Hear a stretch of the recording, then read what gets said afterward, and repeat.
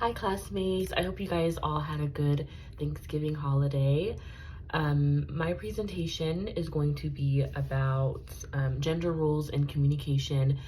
I know that we touched bases on that topic in class, but I am branching out and I am doing my final research project on gender roles in communication in the workplace specifically. And the theories that I discovered is that men and women tend to communicate very differently in the workplace versus like outside of the workplace. And if I'm looking down, I have notes to reference off of. But basically, in my final research project, I included what's called linguistic styles and how they're used in the workplace and how they differ with gender.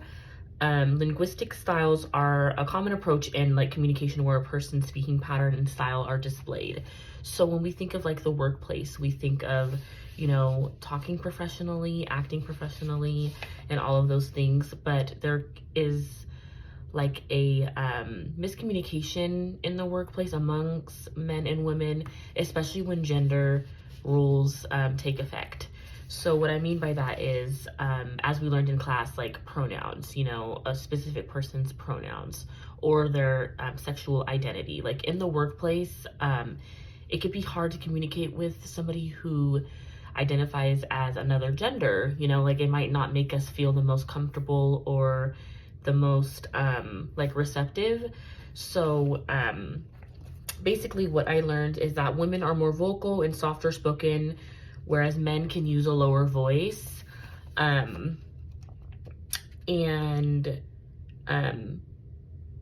can lead conversations and women kind of shy away in the workplace. I know from personal experience in my career, women tend to like be like the chatterboxes kind of, and the men are like more reserved, more quiet, so I have seen that like firsthand.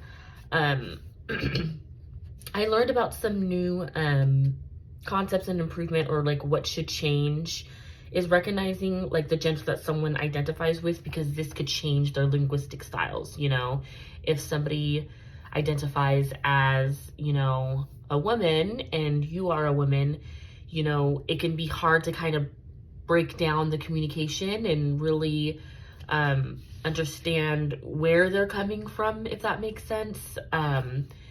And this can have negative impacts in the workplace, like it can create workplace drama, conflicts, like we learned, and resolving those conflicts can be a little bit hard. I think if somebody like identified, like I said, if they identify as another sexual orientation outside of their gender that they were assigned to at birth, like it can be very hard it could be very hard for them to communicate to us, because they might not feel, the most comfortable. And it also depends on the topic of the communication, like what the topic is and that type of thing. So the parts of the communication process that affects my theory, I put channel of message and field of experience.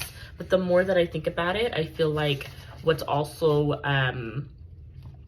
affected is like the source or the receiver, like encoding and decoding the message. I feel like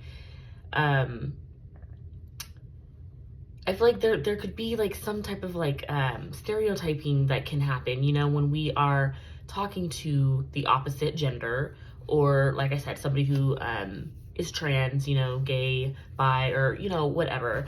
It can be kind of uncomfortable for both the source and the receiver, in communicating and trying to get the message across.